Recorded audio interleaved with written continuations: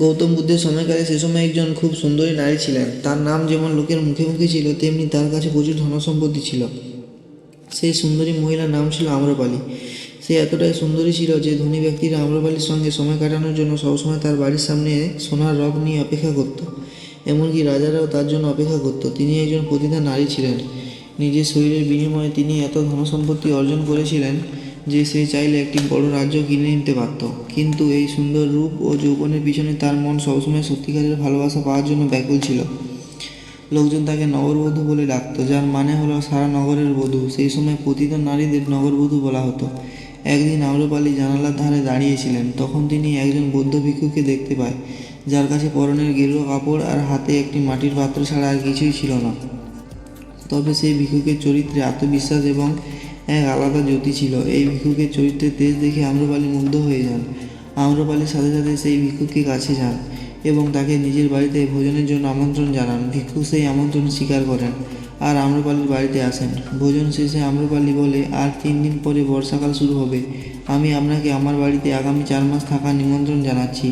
বৌদ্ধ ভিক্ষুরা বর্ষাকালে 4 মাস কোথাও যান না। এই 4 মাস তারা একটি জায়গায় অপেক্ষা করেন, কিন্তু বাকি 8 মাস তারা ক্রমাগত নিজেদের স্থান পরিবর্তন করেন আর তারা সাধারণত 3 দিনের বেশি কোথাও থাকেন না। তখন সেই ভিক্ষুক বলেন, আমি এই বিষয়ে আমার গুরু বুদ্ধের কাছে জিজ্ঞাসা করব। তিনি যদি সম্মতি দেন তাহলে আমি এই নিমন্ত্রণ স্বীকার করব। এই বলে সেই ভিক্ষুক সেখান থেকে বিদায় নেয়। তবে সেই ভিক্ষুক বুদ্ধের আশ্রমে পৌঁছানোর আগেই বাকি ভিক্ষুরা বুদ্ধের কাছে পৌঁছে যান এবং বুদ্ধকে তারা বলেন, প্রভু আপনি ওই ভিক্ষুকে আটকান, কারণ ওকে আম্রপালি নিজের বাড়িতে থাকার জন্য আমন্ত্রণ জানিয়েছে, আর একজন বৌদ্ধ ভিক্ষুকের একজন পতিতার বাড়িতে থাকা শোভা পায় না। গৌতম বুদ্ধ তখন শান্ত হয়ে বলেন, তোমরা সবাই শান্ত হয়ে বসো, ওকে আসতে দাও, আমি ওর থেকেই শুনতে চাই পুরো ঘটনা। কিছু সময় পর সেই যুবক ভিক্ষুক আশ্রমে ফিরে আসে। তিনি বুদ্ধের পা ছুঁয়ে প্রণাম করেন এবং বুদ্ধের কাছে সম্পূর্ণ ঘটনা বর্ণনা করেন। তিনি বলেন, এক নারী আমাকে তার গৃহে থাকার জন্য আমন্ত্রণ জানিয়েছে। আগামী বর্ষাকালের 4 মাস প্রত্যেক ভিক্ষুক কারো না কারো গৃহে থাকবেন। এই 4 মাস আমাকে কোনো গৃহে আশ্রয় নিতে হবে। আমি আপনার অনুমতি চাই ওই নারীর গৃহে থাকার জন্য, আর যদি আপনি অনুমতি দেন তাহলে আমি ওখানে থাকব।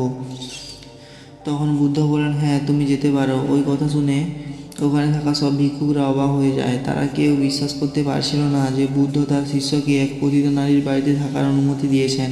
সেই সময় এক বৃদ্ধ ভিক্ষুক উঠে দাঁড়ালো এবং বলেন, ওই যুবক আপনার থেকে সত্য কথা লুকিয়েছে। সে বলেছে এক নারী তাকে আমন্ত্রণ জানিয়েছে, কিন্তু এ তো কোনো সাধারণ নারী নয়। আম্রপালি একজন নগরবধূ, সে এক পতিতা নারী। তখন গৌতম বুদ্ধ শান্তভাবে তাকে বলেন, আমি জানি, কিন্তু সে ওই নারীর বিষয়ে বলার সময় পতিতা বা নগরবধূ শব্দের উচ্চারণ করেনি, কারণ তার মনে ওই নারীর প্রতি সম্মান আছে। এই কারণে আমি তাকে ওই নারীর বাড়িতে থাকার অনুমতি দিয়েছি। এই ঘটনার 3 দিন পর সেই ভিক্ষুক আম্রপালির বাড়ির উদ্দেশ্যে বেরিয়ে পড়ে, যেখানে সে আগামী 4 মাস থাকবে। তবে এই ঘটনা নিয়ে আশ্রমে নানা রকমের কানাঘুষো চলতে থাকে, আর তাদের এই চিন্তার বিষয় বুদ্ধও জানতে পারেন। তিনি সবাইকে বলেন, তোমরা এই বিষয় নিয়ে আলোচনা বন্ধ করো। আগামী 4 মাস দেখতে দেখতেই কেটে যাবে। আমার শিষ্যের উপর আমার সম্পূর্ণ বিশ্বাস আছে। যদি সে নিজেকে সংযত করতে পারে এবং একাগ্র মনে ধ্যান করতে পারে, তাহলে সে ওই প্রতিটা নারীর জীবন বদলে দেবে। আর যদি ওই প্রতিটা নারী তার রূপের জালে ওই ভিক্ষুকে ধ্যান ভঙ্গ করতে পারে, তাহলে ওই ভিক্ষুর জীবন বদলে যাবে। এটা এখন ধ্যান ও শারীরিক চাহিদার মধ্যে একটি দ্বন্দ্ব। এর উত্তর তোমরা 4 মাস পরেই পেয়ে যাবে। তবে এরপরে অন্যান্য শিষ্যরা নিজেদের মধ্যে আলোচনা করতে থাকে। একজন বলে, ওই ভিক্ষুর বয়স কম আর আম্রপালি অনেক সুন্দরী, সে নিজেকে কীভাবে আটকাবে।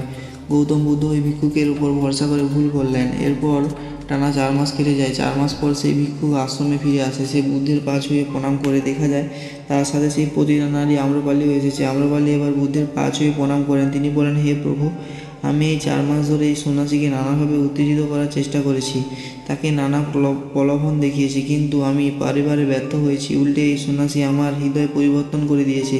আমি বুঝতে পেরেছি এই জগতে সব ধন সম্পত্তি ঐশ্বর্য এই সমস্ত কিছু মিথ্যে। নিজেকে জানাই হলো জীবনের আসল উদ্দেশ্য। দয়া করে এইসব মায়া ত্যাগ করার কৌশল শেখান। এরপর বহু বছর কেটে যায়। আম্রপালি, যে কিনা এক সময় নগরবধূ ছিল, যার রূপে রাজা মহারাজা মোহিত হয়ে যেত, সে এখন এক বৌদ্ধ ভিক্ষু জীবন বেছে নিয়েছিল। যদি আমাদের মনে আসা যৌনতাপূর্ণ চিন্তাভাবনাকে দূরে সরিয়ে রাখতে চাই, তাহলে সবার প্রথমে আমাদের এই যৌনতার ইচ্ছাকে ত্যাগ করতে হবে।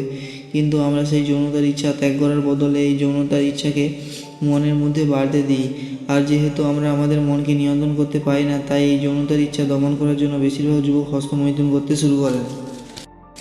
কিন্তু তারা ভুলে যান আমাদের কামরস আসল শক্তি। যে শক্তি আমরা হস্তমৈথুন করে শরীর থেকে বের করে দিই, তা যদি আমরা আমাদের শরীরের ভেতর ধরে রাখতে পারি, তাহলে আমরা আমাদের জীবনে সফলতার শিখরে পৌঁছে যেতে পারবো। আজ পর্যন্ত যত মহান ব্যক্তিত্ব এই পৃথিবীতে জন্মগ্রহণ করেছেন, তারা সকলেই নিজেদের শরীরের মধ্যে এই শক্তিকে ধরে রেখেছিলেন। আর নিজের শরীরের এই শক্তি অর্থাৎ কামরসকে ধরে রাখার জন্য আমাদের যৌন ইচ্ছা চাপিয়ে রাখলে হবে না, বরং সেই ইচ্ছাকে ত্যাগ করতে হবে। আর এটা করা সম্ভব নিজের মনের উপর নিয়ন্ত্রণ রেখে। যদি আমরা নিয়মিত ধ্যান করতে পারি এবং ভালো কোনো বিষয় নিয়ে চিন্তা ভাবনা করতে পারি, তাহলে ধীরে ধীরে আমাদের মনে যৌনতাপূর্ণ চিন্তাভাবনা আসা বন্ধ হয়ে যাবে। ওই ভিক্ষুক যে সুন্দরী যুবতী আম্রপালির গৃহে টানা 4 মাস ছিল, সে প্রতিনিয়ত আম্রপালির উত্তেজনা দেখেছিলেন। তবে তিনি ধ্যানের মাধ্যমে নিজেকে শান্ত করেছিলেন। তিনি কখনো একবারের জন্য আম্রপালিকে ছুঁয়েও দেখেননি, কারণ তিনি এ বিষয়ে কখনো ভাবেননি। তিনি সবসময় ভালো কিছু ভেবেছেন, নিজের মনের উপর, নিজের চিন্তাভাবনার উপর সম্পূর্ণ নিয়ন্ত্রণ রেখেছিলেন। তাই যখনই আপনার মনে খারাপ চিন্তা আসবে, চেষ্টা করবেন সাথে সাথে সেই চিন্তাকে মন থেকে সরিয়ে দিতে, আর নিজের মনকে সম্পূর্ণভাবে নিজের কন্ট্রোলে নিয়ে আসার জন্য নিয়মিত ধ্যান করবেন। বন্ধুরা, আজকে এই পর্যন্ত। গৌতম বুদ্ধের এই উপদেশ কেমন লাগলো আমাকে কমেন্ট বক্সে জানান। দেখা হচ্ছে পরের ভিডিওতে। ধন্যবাদ। Yeah.